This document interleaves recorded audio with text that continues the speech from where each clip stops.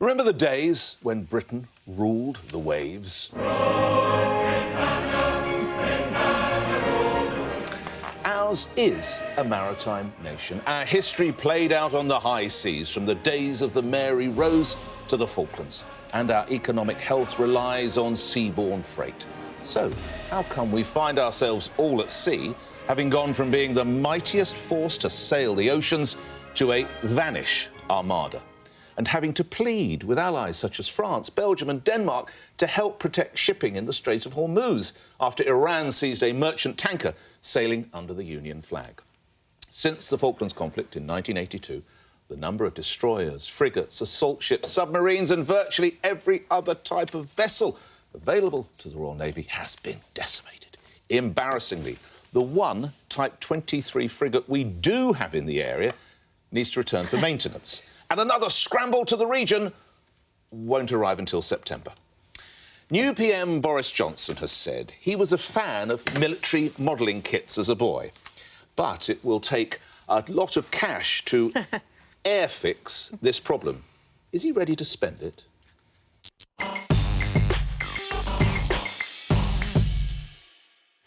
Yeah, so actually this feels a bit like watching someone look through a telescope the wrong way, because just for a bit of scene setting here with what happened with the Iran crisis, a few weeks before that UK ship was seized, actually Britain seized an Iranian oil tanker just off Gibraltar. Now, that oil tanker was in international waters. So there's an EU agreement that says the EU position is that it can act within 12 nautical miles off the EU coast, which that ship was not. So for the Iranians, as far as they're concerned, that ship was seized as well. If we pan out more widely, what's happening here is really about the nuclear deal, the international agreement from 2015 with Iran and lots of other players, including the UK. The US decided to step away from that last year and has imposed sanctions on Iran, which has crippled them financially. There are food and medical shortages. They are now in a desperate situation. Britain, so far, has upheld its arrangement with Iran because, as we said it's a signatory to that deal. But it is now being encouraged by the US to stray away from that in a way that would be damaging not just to UK reputation, but to this internationally agreed deal, which is very significant and very important that it holds in place. Before I bring Greg in, Greg, would you be happy, briefly, to spend more money on the defence budget? We don't need to spend more money. It's the wrong question. Okay, right. To the. Okay. Surely the point is we should have thought about this before we picked up the Iranian ship and took it over. Yeah. I mean, what's the point of taking over an Iranian ship if you then can't... They're bound to do something back to you, and we then can't protect it. Yeah. I'm not of the view that you want to spend a lot more money on the armed forces, because I think history tells us that prime ministers, particularly Mr Blair, because we had a bigger armed forces, like going to war. And actually, we're not that great maritime nation. But remember, it's called the Ministry of Defence. It's no longer called the Ministry of War. It's called the Ministry of Defence. I put it to you, Greg, that we've now got to a perilously low level where we can't even defend. Let's just hear from Greg. Who are we trying to defend against? We're defending against... That's another ship. You've just wiped out the last one. There we go. Isn't that really good? Somebody spent all night... But should we be for defence, surely? Because I don't think we can even do that. No, we should... We need to look at what do we need for defence. But in this case, as I understand it, we were encouraged by the Americans to pick up an Iranian ship. And surprise, surprise, they've taken one. Rachel S. in a minute. Rachel... Or Rojo.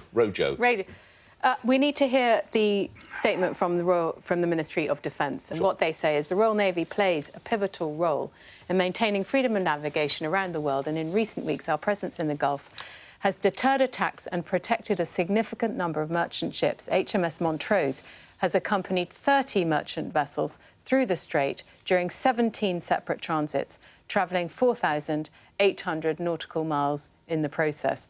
I think... just picking up what Greg says, I think... And the cash question. I don't think the answer to this particular potential crisis at this choke point, and very important choke point for all international shipping, which actually, if it's closed off, could cause a global crash because so much goes through those straits. I think the real issue is who is running our foreign policy. We've got a void at the moment. Who is actually in charge during the seizure of these vessels? Who ordered the seizure of Grace 1 in July? Was it actually the Americans or was it Jeremy Hunt? We've got a sort of vacuum at the top. We've got personnel changes in the two key departments. As you know, Foreign Office and Ministry of Defence have just changed. So I think the issue here is not really defence investment. It's actually diplomacy. It's a failure of diplomacy. I've never heard a sigh like it. Carol, I will come to you in a second, but I haven't heard a woman groan like that in years. Now, Rachel, why did you moan and groan and sigh and... I actually agree with other Rachel on this, because you're asking the wrong question. That what should the UK do? How should the UK respond to this situation?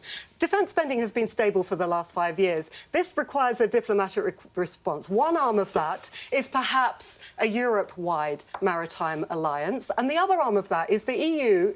European countries are now trying to look at ways to ensure that Iran is not economically crippled by those US sanctions, because that's the worst thing that can happen. Look, that deal, the deal that we have, the deal that we have with Iran is basically sanctions will be dropped if you reduce and agree to have monitored your nuclear supply. If sanctions have been reimposed, then what's to stop Iran throwing in the towel? I'm drowning and flailing here because I'm more worried about the defence of the United Kingdom than I am actually about sanctions by itself, which is why we must bring that. So I wonder if you can throw me a lifebelt. No, I will definitely throw it, because yes, I absolutely do think we should be spending more money on defence. And it's a fact. Statistics show that countries that have more weapons get into less wars than countries who have less, and that's a fact.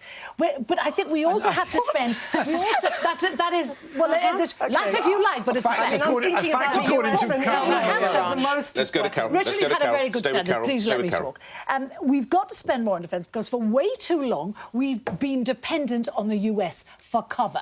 They spend 3.6% of GDP on their budget. We spend 2%, Germany 1.2%. And who do we go to when we need help? Who did we go to this week begging, cap in hand, for help from Trump to escort our ships through the Straits of Hormuz? We went to Trump and we went to America. And we've taken... No. And we... And no, let me finish this. Are you surprised he said no? Because for the last 2 or 3 months there's been a barrage of insults from this country, not least from Kim Darroch, our ambassador in Washington. But let me finish. When he came for a state visit... Those were private memos. Politicians were slagging him off. Why should he give us help now? OK, let's bring Rachel S in.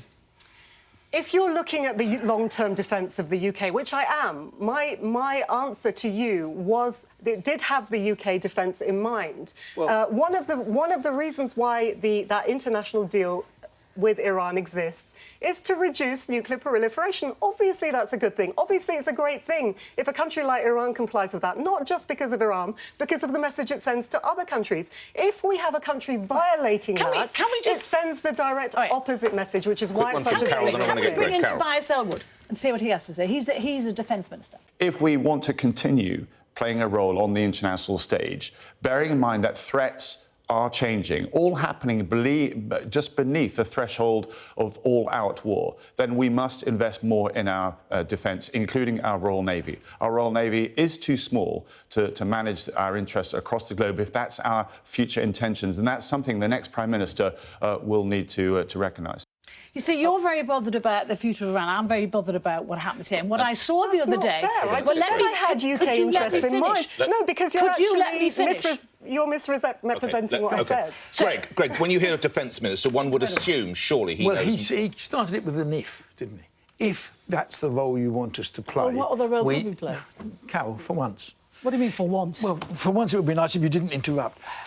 If that's the role you want us to play, he's saying we need to spend more money. I can believe that. That isn't necessarily the role we want them to play.